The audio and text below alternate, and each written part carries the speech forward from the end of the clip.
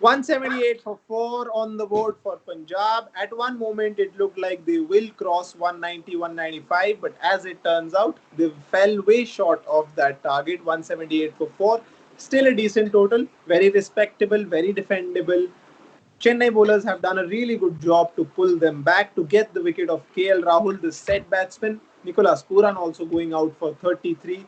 Mandeep Singh looked really promising but got out prematurely, 27 of 15. At one point of time, they were going all hell for leather. But as it turned out, Chennai bowlers pulled them back. A bit of a moderating effect from Shardul Thakur. And in the end, Punjab par score 178 for 4.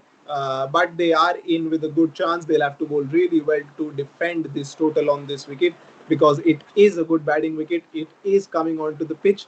Again, the opening partnership started really well for Punjab, Mayank Agarwal and KL Rahul. But Mayank Agarwal couldn't turn his good start into a big innings. But KL Rahul went on to score 60 odd runs. Again, he would have also wanted to go long. He would have wanted to go big. He would have wanted to continue till the end of the innings. But as it turns out, again, KL Rahul gets out. Punjab again lose out on a crunch moment. So, Bhagishri, what do you think? If KL Rahul would have batted till the end, he lost his wicket to a knuckle ball to Shardul Thakur. Nicholas Pooran got out for 33. He looked in good form.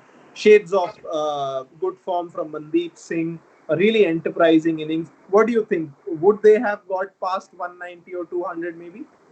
Well, definitely 190. I feel they would have actually gotten past 190 for sure because if you see the kind of form that KL Rahul is in right now, if he would have played and you still had a few couple of overs left from Thakur to be bowled. So I feel those would be good overs for KL Rahul to really bat well and to score big. Definitely, I think you're absolutely right there. If KL Rahul or the likes of Nicholas Pooran, even Mandeep Singh would have batted a little longer, they would have been in with a chance to get to that psychological 200 mark or even 190 mark. But again, as I repeat, that 178 for 4 still a good total. Uh, let's talk about Glenn Maxwell now. It's been a lot of games now. He's not been performing. He's there in the side to play a big role. He's in there as the finisher, the muscler of the ball, if I may say that. But he's failed to perform. He's failed to turn up for so many times now. We thought that this season would be his year because just before this Indian T20 league, he had got the Man of the Series award in the England versus Australia ODI series, and one would have thought that he would carry the same confidence into this tournament as well because he was high on confidence. He was riding a wave of confidence, but now he's lost all of that. It always happens with him. Whenever he lands in the in the Indian T20 league, something bites him, and that bites him so hard that he's not able to perform with the bat. With the ball, he might be doing a fine job to contain the runs, but with the bat, his role is to finish games. His role is to get Punjab to a good total with his blitzkriegs, with his big hits, but he's not been able to do that. What do you think, Bhagyashri? Well, Maxwell is not.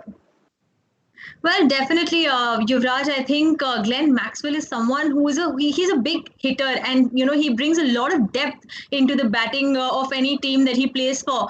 And the fact that he hasn't been able to perform till now can be a bit of a worry for the Punjab side. But I think eventually, a player of his stature, and since he was in good form in the series right before that he played, I still have some hope from him, and I think he will perform well eventually into the league. Bhagyashri is still putting her bets on Glenn Maxwell to perform. But how long do we wait? We'll have to wait and watch again for that. Let's move on to the next segment of our mid innings live. Best tweets of the game. I can't read the first name. It's not in English per se, but the username is Sumeria underscore Tamilian. He says Dhoni should, he or she, whoever she, whatever gender it may be, Dhoni should play at number 3 today. He will get enough overs to play, and if he gets 10 overs to play, it will raise the team's confidence as well. I don't know if Dhoni would be willing to bat at number 3 because He hasn't shown that willingness so far. He's more than happy to bat down the order where he can finish games. Unlikely that he will come to bat out at number three. We have been calling for him to bat up the order. It has been a clarion call throughout the season, but he's not uh, done the same as we've called for. So again, unlikely today. He should do that. That's a different game, but I don't think he will. So I think that's the answer to the question. Next tweet is by Avarapan at Kingslayer underscore rule. Beautiful names.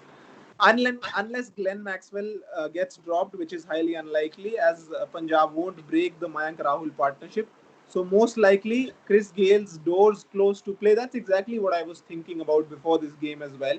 If they have to play Chris Gale, they have to play him at the opening slot. There is no place for him except that. And definitely, if they do drop Glenn Maxwell, Chris Gale's doors would be closed to come into this side because Glenn Maxwell plays in the middle order. Chris Gale can't play in the middle order, and they can't break the Mayank Rahul partnership. They are performing like the Karan Arjun of this season, definitely. So unlikely that Chris Gale will come into this side soon enough. That was our best tweet section. Let's quickly move on to the scorecard now. We always have a look at that. So Punjab, of course, ended up with 178 for 4. KL Rahul, the captain, another promising innings. He batted beautifully again, such finesse, such class, and he always does this whenever he bats in full flow. Looks like the best of players in the world. 63 of 52 for him, 4 fours, 1 6, fluent as ever. Mayank Agarwal, 26 of 19. He was looking good, but I think he had some inertia from the Sharjah ground because he tried to just pull it away for six, but it was an 81-meter boundary, and you just can't pull it politely for six. You need brute force to clear the boundary. Of course, 26 of 19 for him was looking good, but again got out early. Mandeep Singh today came into the side instead of Karun Nair. A really good move according to me. 27 of 16 for him, two huge sixes, and he was looking really promising. Going into the next game, he will have the confidence, and Punjab side, the Punjab management will impose the trust in him as well. Nicholas Pooran came in at number 4, again showing lots of promise, showing the trailer but didn't show the full movie. Got out for 33, 17 balls, 1 4, and 3 sixes. Those 3 sixes were huge, but you would have liked more. You would have liked a meteor shower from Nicholas Pooran. Glenn Maxwell, a bit disappointing again. If he played 7 balls, you would have expected his strike rate would have been well over 200. But just 11 runs with a single boundary, not much to look at in Glenn Maxwell's batting card. Sarfaraz Khan did a good job with the bat, 14 of 9, played a quintessential scoop that he always does, got a boundary. Two of the boundaries he got were in the third man region, and that's Sarfaraz Khan for you, of course. If we have a look at Chennai's bowling card, Deepak Chahar started really well. He started swinging the ball now. A bit odd that 4 5 matches into the tournament, he started swinging the ball. Good job from him in inside the power play. 3 overs 17 for none. Sam Curran 3 overs 31 again received a hammering today. Was taken to the cleaners. Continued from the last game where he left off. Shardul Thakur, a bit expensive, but picking up two really crucial wickets off KL Rahul and Nicholas Pooran. That's where the game turned for me. Dwayne Bravo, 4 overs 38 for none. He isn't looking like the Dwayne Bravo we've seen in the past. He'll need to make amends in the next innings. Ravindra Jadeja, 4 overs 30 for 1, picked up again a crucial wicket, and he's looking good now. Ravindra Jadeja contained the flow of runs, picked 1 wicket. He'll need to do more with the bat if they have to win this game, of course. Piyush Chawla picked up the wicket of Mayank Agarwal, giving away 22 runs in his 2 overs, picking up a wicket of Mayank Agarwal, as I mentioned. So a decent score, decent bowling card, decent batting card. Last question to you, Bhagyashree, before we move on to live action. Can Chennai chase it down, or will Punjab win this game by defending this total and make it 2 wins out of 5? Well, to look at the stats, Yuvraj, in the last couple of innings that where CSK have chased have chased, they have not really been able to perform. They only won the first match against the Mumbai team. Apart from that, the last three matches they have chased and they have not won the match.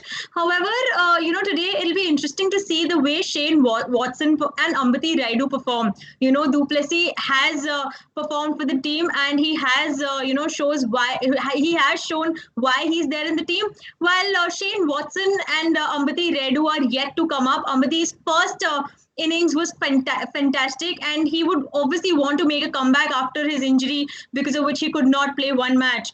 So it'll be interesting to see how they play, and depending on that, I feel we can say whether or not CSK can achieve the target. I think you're slightly tilted towards Punjab right now, Bhagyashri. And if you are, you and I are on the same page because I am backing Punjab to defend this total.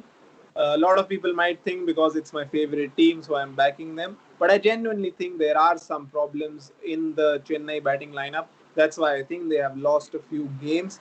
And in this chase, I think Ambati Raidu and Shane Watson will have a big role to play. Question coming in from the users: Shreyas Iyer or KL Rahul, whom do you pick for the future captaincy considering the performance in the IPL?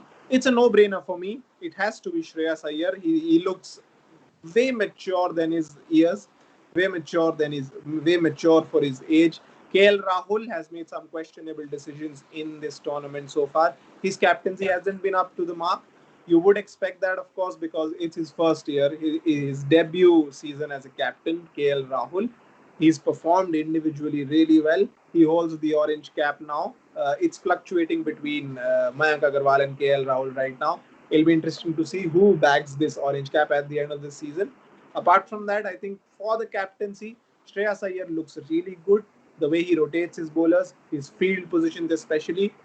Shreyas Iyer to me seems like a more attacking captain, whatever format it may be. We've so far seen him in the T20 format only, but he seems like an attacking captain. And it's a day and age of the attacking captains. Forget defensive captaincy because that's not going to work in the future. Let me tell you that. We need the likes of Virat Kohli. His captaincy is a role model, I think. And Shreyas Iyer over KL Rahul any day for me. Do you have a pick, Bhagyashri, between the two of them? Well, I think I concur with you again, Yuvraj, on this, because as you rightly said, that we need someone to fill in the shoes of Virat Kohli, and that is, I feel, everything is present in Shreyas Iyer for that. KL Rahul did make a few questionable decisions through this league, so well, absolutely, I completely agree with you on Shreyas Iyer's pick.